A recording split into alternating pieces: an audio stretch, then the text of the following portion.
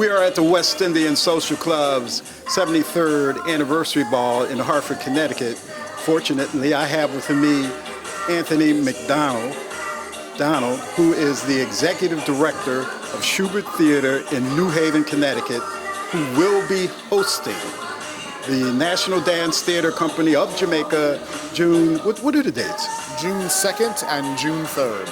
Okay, now you are the executive director of Shubert Theater, and now with the dance company coming from Jamaica, how did you pull that off? Well, it takes a village because it is 35 artists, technicians, dancers, singers, musicians, and it takes a lot of folks and a lot of planning and preparation to be able to navigate all the visa applications and petitions, travel arrangements. But we started this process honestly like back in October / honestly almost even in January, and we are just about all good now on the visa side of things, and we're already selling tickets, preparing for June 2nd at 7:30 and June 3rd at 2 p.m. Okay, now the West Indian Foundation, which is a sister organization of the West Indian Social Club, used to bring the National Dance Theater Company here to Hartford at the Bushnell. And I know quite a few of those dancers are still with the company. So just in doing so, your efforts are much appreciated, because it is. I'm sure you're aware that Hartford, Connecticut is the third largest population of Jamaicans in the United States. And it's, in fact, the National Dance Theater Company is the #1 recognized dance theater company in Jamaica, but is not the only one. Now, are you familiar with the other companies? I'm a little familiar. When I actually went to Jamaica, to Kingston in particular, last February, I actually got a chance to meet at least one or two members of other companies as well. However, this one was actually why I went down in the first place, was to actually meet with Marlon, the artistic director right now, watch a rehearsal of the company, and just kind of begin to prepare them to know that it would seem like forever ago now, but that the following year, I'm looking to bring you all. And now we're thankfully able to say that it's happening now. Great. Now, I'm just trying to think of your venue for the coming year. What else are you offering? Well, we just announced our new Broadway season. So we do a mixture of all kinds of arts in general. So we do some dance, we do comedy, we do music, and we also do Broadway theatrical shows. And so we just announced that we are bringing, it's 6 shows. So we are bringing Come From Away in November. We are bringing the musical Chicago in December. We're bringing Stephen Sondheim's Company in February.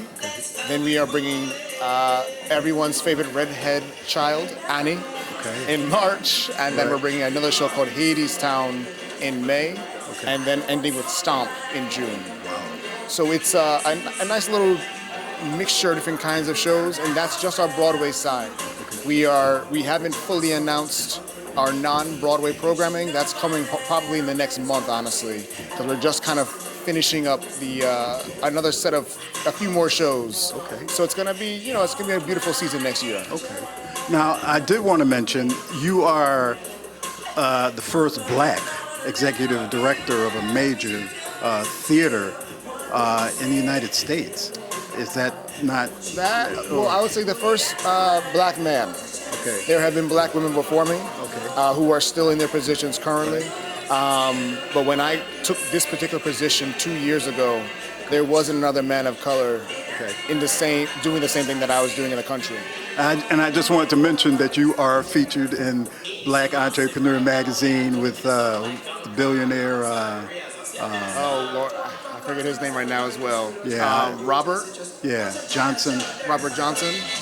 First billionaire in in the United States. B That's pretty Black, good company. Black Entertainment Television. Yes. So, well, congratulations. Thank you. And it looks like it's going to be an exciting season. Well, We're really shaping it up right now for just that. And at the end of the day, we just hope that our community comes out and they support. Because, you know, and once again, I've been making sure that our programming now is representing the full community. You know, whether that is our Caribbean community, to our African American community, to our white community and Latinos as well, and Asian community.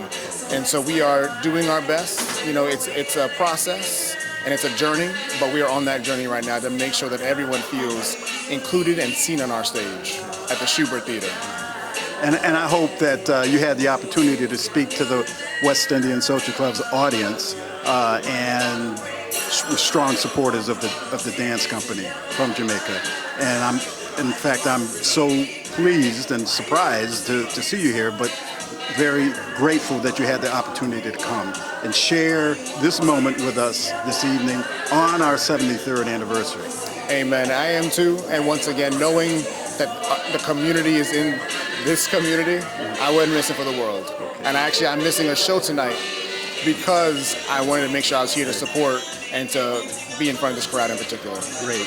I really appreciate that. Thank you very much for giving me this time. Thank you, Mark. All right. Okay.